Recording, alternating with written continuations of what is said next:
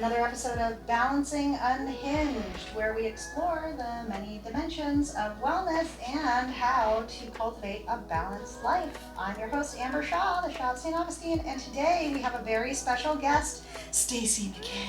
Ta-da! The creator of Mindkeeping. Stacy is not only an author, but also a natural-born healer and pioneer in human technology and evolution.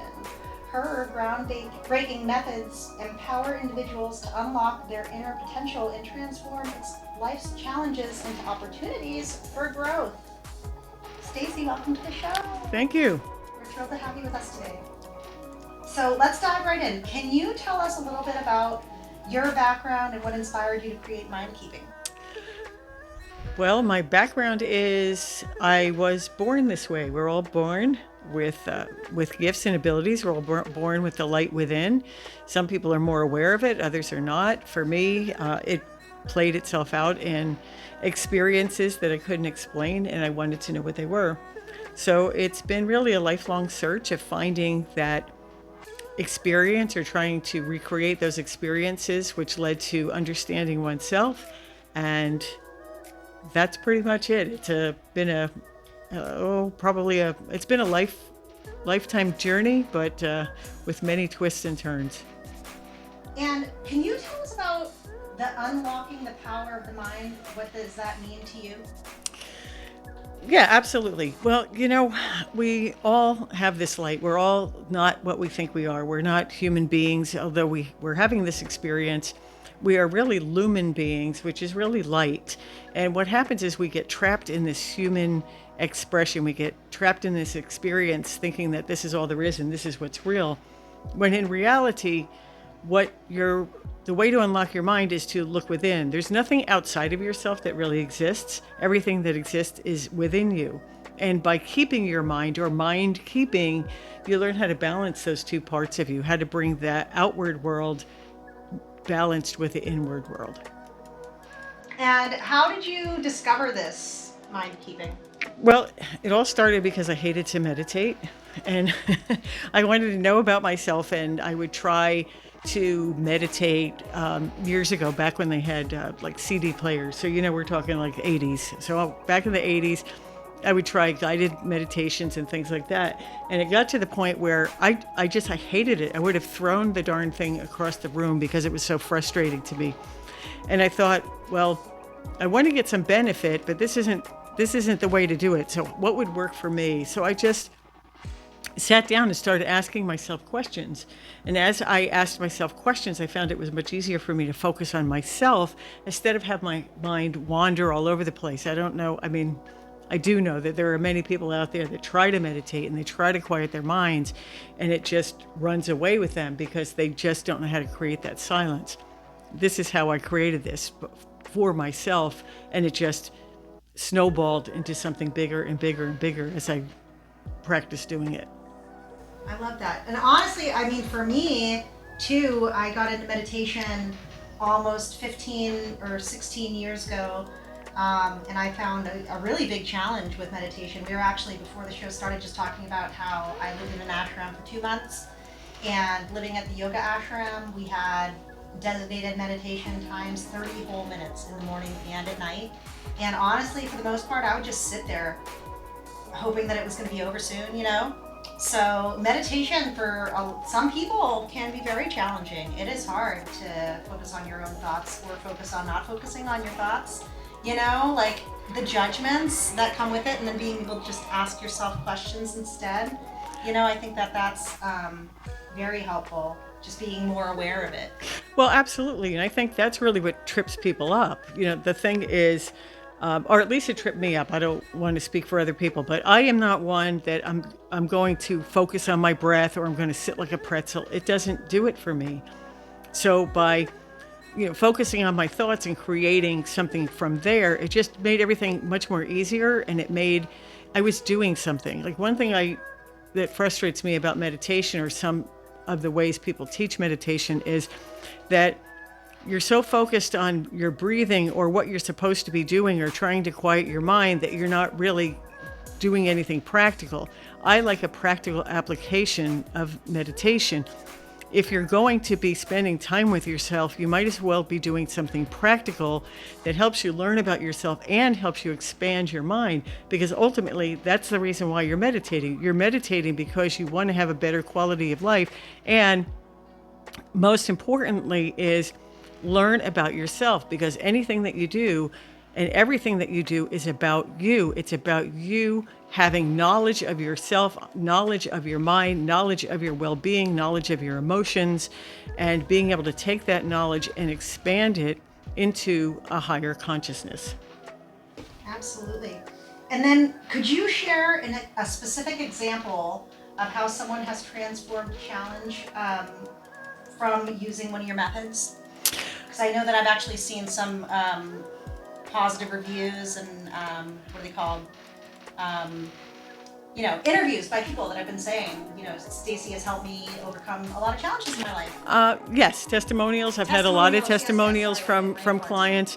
It really depends. The bottom line is, if you know yourself, you know what to do.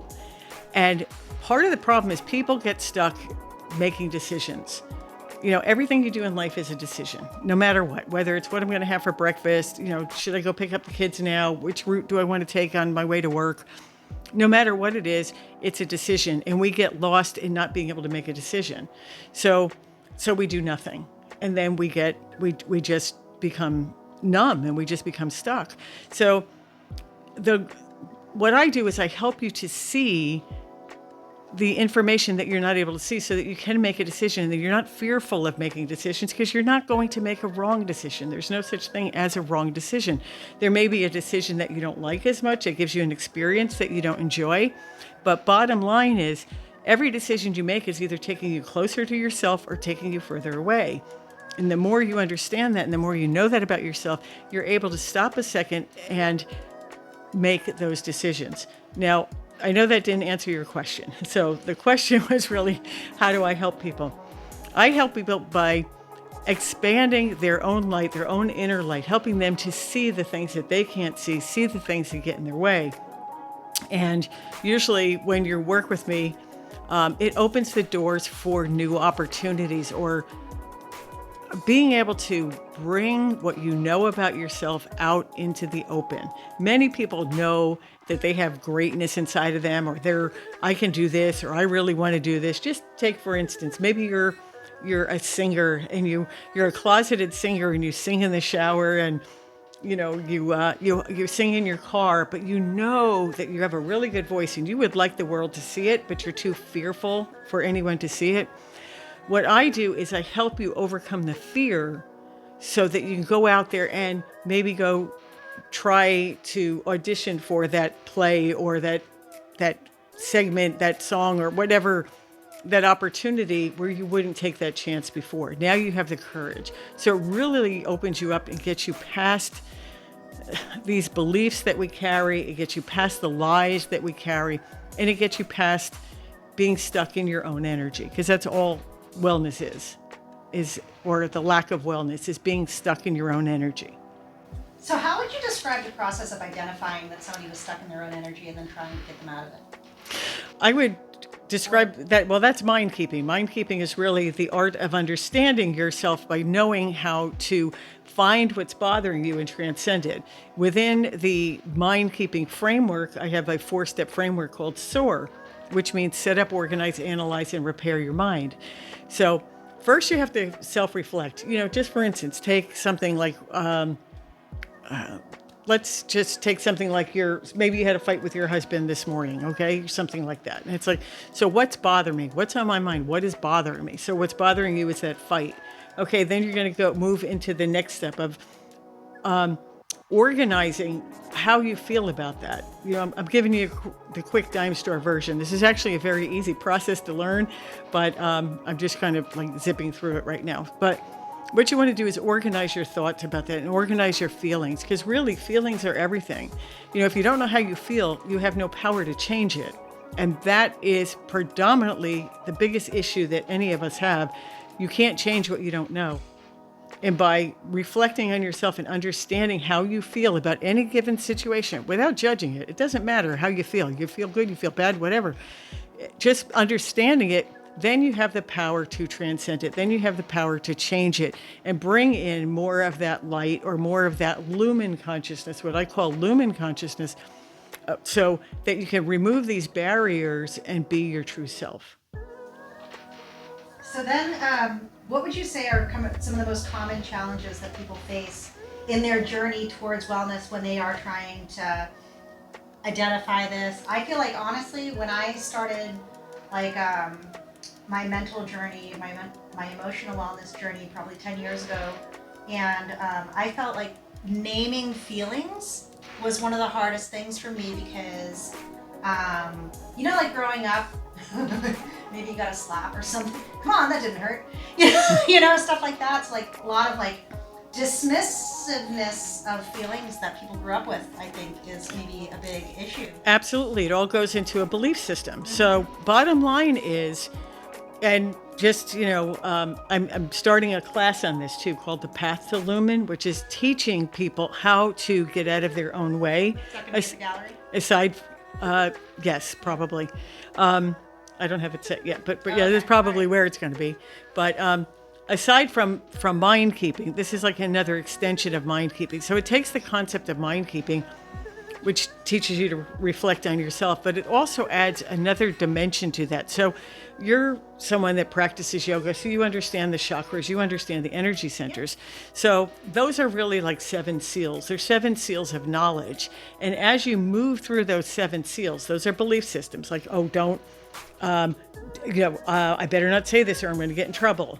Or I shouldn't be rich because that's not good. It's not good to have money. I should be, more of a giver than a receiver, or whatever your belief system is. We have so many belief systems. I couldn't count them.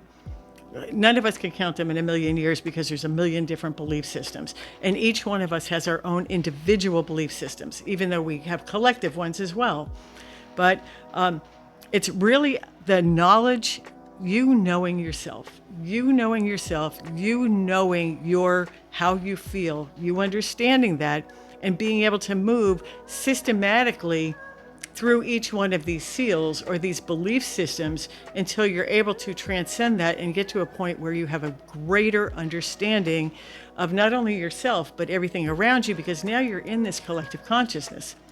It's much easier to do than we think.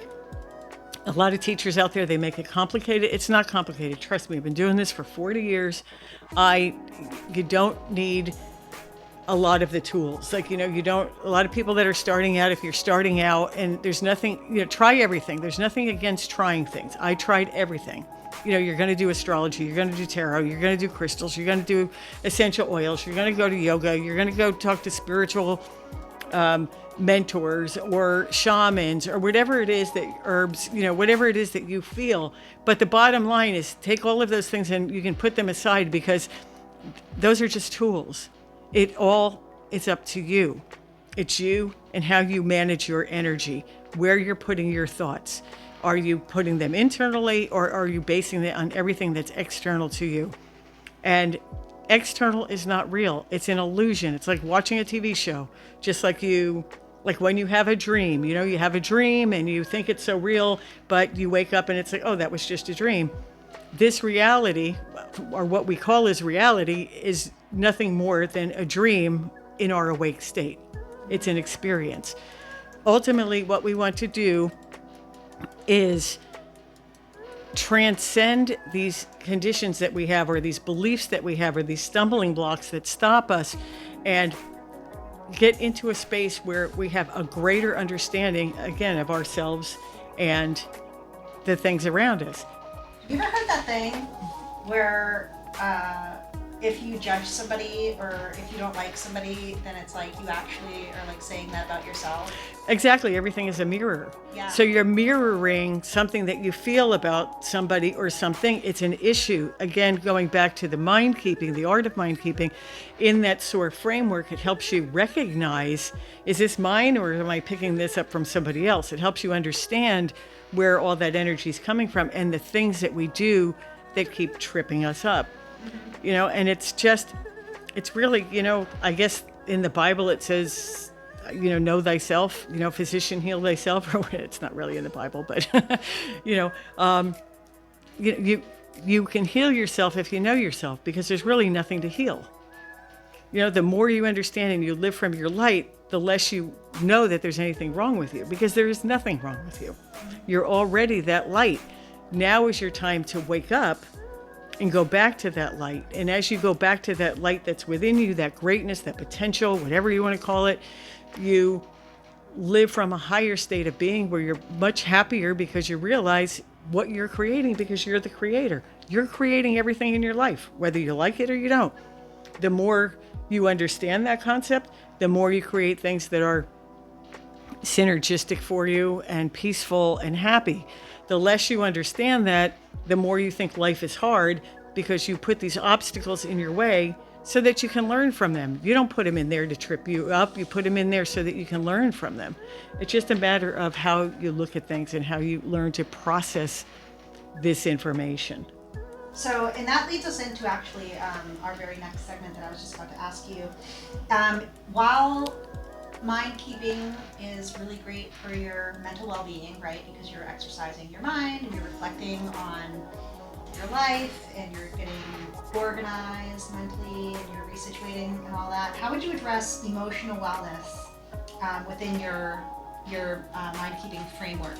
Well, everything is holistic. So when you address the mind, you address everything. So you address your thoughts, your beliefs, well, let me put it this way. As a mind keeper, there's one rule that you need to follow, and that is I am accountable and responsible for everything I think, feel, believe, act, and react to. So basically everything comes back to you. Whatever I'm thinking is my thoughts. Whatever I'm feeling are my thoughts. However I react to something is my reaction.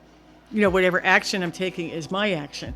So as you become more accountable for that, you understand, you just become healthier, because you understand that you're the one that's responsible for it. You're putting there, it's your ship. Think of Captain Kirk on the Enterprise or whatever they're doing now, right? Yeah, live long and prosper, right? It's your ship, you're driving it. You're either going to drive it, off a cliff, or you're going to drive it to paradise. That's up to you. It just depends on how invested you want to be in your own well-being, and how spiritually how far spiritually you want to evolve. It's really simple. And so, moving on to physical wellness, how would you incorporate physical wellness into mind keeping? Again, same. Everything is holistic. Okay, holistic means holy, right? Holy means whole. So holistically, when you mind keep, or when you practice the art of mind keeping, you become more holistic, which helps you physically, mentally, emotionally, spiritually, financially, all of those segments of wellness that we're practicing, environmentally, all of those things become much better because you're living holistically. Again, that doesn't mean outside of you. It means holistically inside of you. So you have to learn to live a whole different way. It's a lifestyle. It's a lifestyle of turning inward instead of living outward. Again, you can never be happy when you go outside of yourself, because you will compare yourself, you will measure yourself. A lot of times clients will come to me and they'll say something like, well, this isn't good enough. And I said, well, compared to what? Compared to whom? Who are you comparing yourself to? Don't compare yourself, because that's an illusion. Actually, I just had an issue at work last week, and then I received an email back from my broker, and they're like, where did this expectation come from? And I'm like, this guy has an expectation, this other person has an expectation. They both want to agree to disagree, because they just want to stick to they just want to stay in one lane. They don't want to be flexible mentally or emotionally or financially and all that, and that's going to keep them all hung up, because guess what? They're still not doing nothing right now. Exactly. And expectations, our own expectations, are the biggest thing that tripped us up, because we put these unrealistic expectations on ourselves without even realizing it. Mm-hmm. And then if you're a client of mine and you come to me and I point this out, you're like, oh wow, I didn't even realize. Mm-hmm. That's how simple it is. You hate meditating. You're like, I'm going to sit here in the corner, and is Buddha supposed to show up and just take me? Exactly. Exactly. And that's the misnomer of it all. There is no guy in the sky with a white beard that's going to come down and touch you, and or you're not going to have Buddha coming by knocking on your door saying, hey, I'm here. With a bicycle you know, taking me nowhere. exactly, because you are all of those things. You are, I did a video a couple days ago. I don't know if you saw it or not, but I said, you know, Jesus was a mind keeper. Buddha was a mind keeper. All of those greats were mind keepers because what they did was manage their mind. They managed their energy so that you can only have one God. Whatever that is for you, whatever that source of information is, with the source, if you want to call it God, you want to call it universe, whatever it is, there's only one. And you're either going to be loyal to that one energy, that spark that's within you, or you're going to be loyal to something that's outside of you. And, that's really what it boils down to. And as a healer, what are some daily practices that you recommend for maintaining a balanced and fulfilled life? Well, it depends on if you're the healer or you want healing advice to be. I wasn't sure where you said that. From the advice taker who needs the advice from you, the giver. Give yourself time every day. Ask yourself every day, how do I feel about this? What do I want today? We don't ask ourselves the questions. We know more about our families. We know more about our friends. We know more about our coworkers than we do ourselves. It's true. I actually instruct that in a yoga class, and I'll be like, relax your body. Ask yourself, are you relaxing? Am I relaxing? I'm relaxing my foot. My foot is relaxing. I'm relaxed, So it's like sometimes you have to ask the question, am I paying attention? And what's going on? And here's a silly little exercise I do in my classes, and I'll do it on you. So tell me, what's your favorite number? 21. Okay. What's your favorite color? Pink. What do you want? A pink Jeep.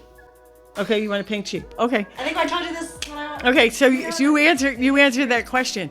But most times people will know their favorite number or their favorite color. They can tell you that in a snap of a heartbeat. But when you ask them what they want or what they really want, what do you really want out of life? $13 million. But do you really want that? Is that going to fulfill you? $13 million. Would $13 million fulfill you? Yes, I could get a perpetuity and withdraw $200,000 a year. You could, but is that going to fulfill you? I don't know. Is that going to fulfill you? It will fulfill you financially. It would. But it won't emotionally or mentally. It Won't spiritually. Maybe not. Okay, so when you are fulfilled, when you think about fulfillment and satisfaction, you want it to hit on all the factors, not just on material things, because again, that's outside of you. And when you have everything all set inside of you, then those other things will come. I know, and then when I get my pink Jeep, I'm gonna need like a matching seat cover. Well, you need pink outfit, then you need you need the pink rims to go with it, or something or maybe black rims or bright green rims. You need something, something like.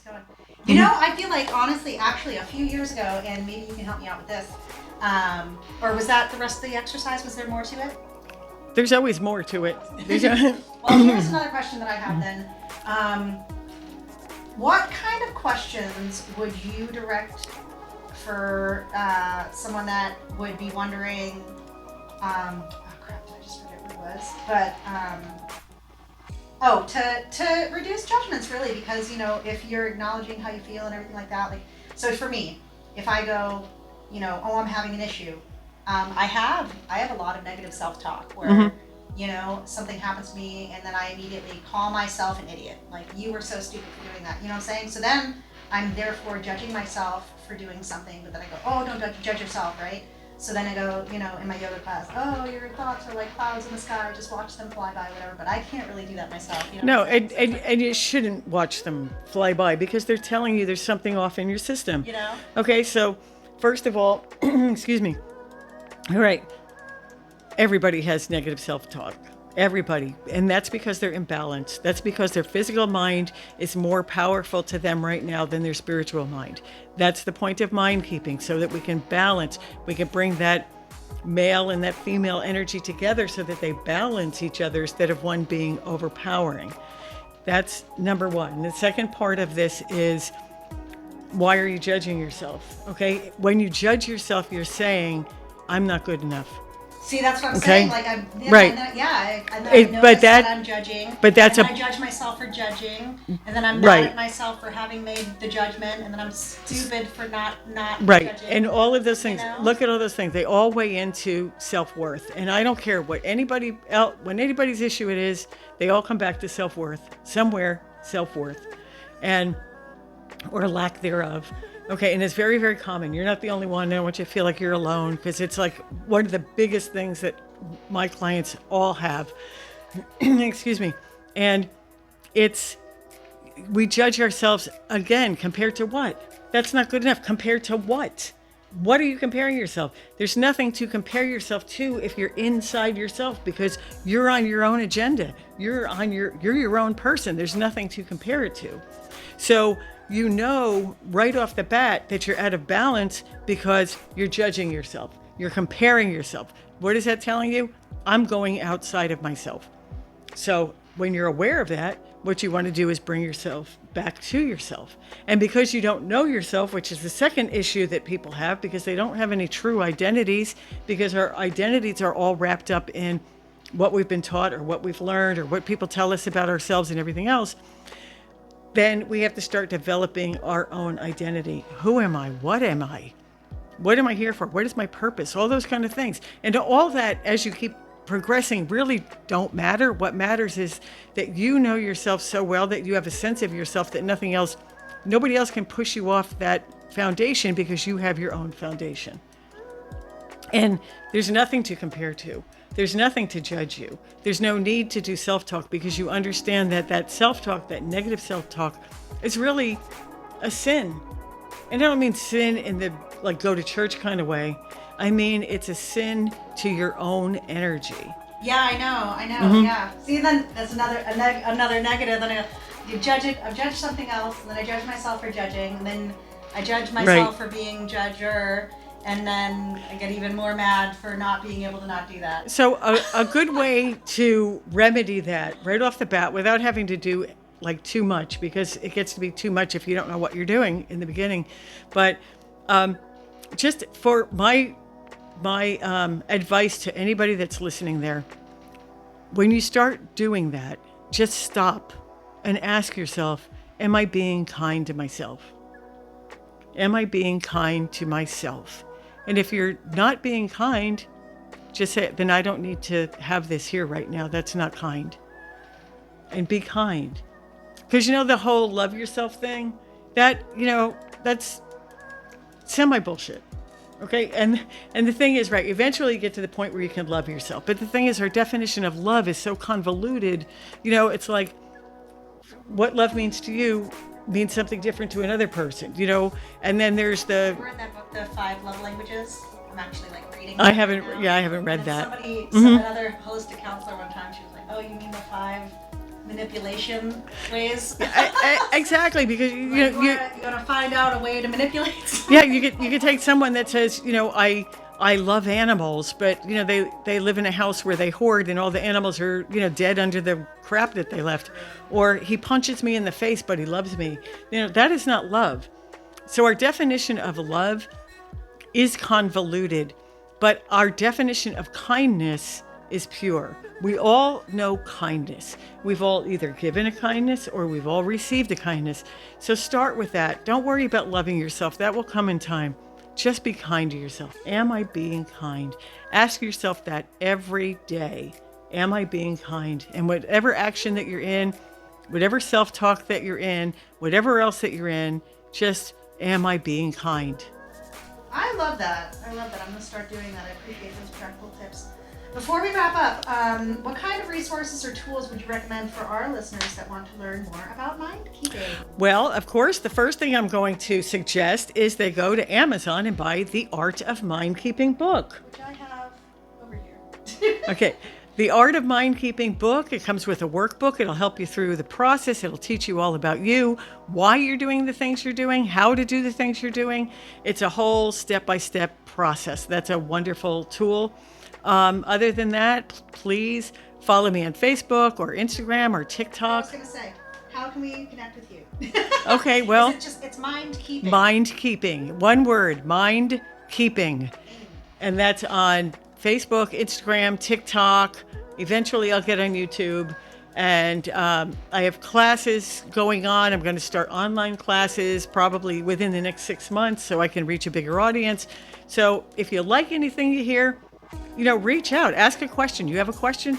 Ask. I would love to answer it and work through the process with you all live so that you can understand it. So it doesn't just help one person, it helps many.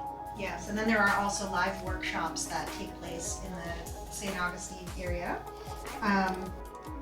And of course, personalized sessions. If they want to go to mindkeeping.com, they can book a session with me. One-on-one sessions are available. Great. Well, thank you so much, Stacey. It's been a pleasure having you on Balancing Unhinged. And our listeners, thank you for tuning in today. Remember, wellness is a journey, not a destination. It's a marathon, not a sprint. Until next time, take care of yourselves and each other. Bye. Thank you. Bye-bye. Special thanks to everybody who helped make this possible. This episode is brought to you by Amber Shaw, the Shah of Saint Augustine from Balancing Unhinged. We'll see you next time. Bye.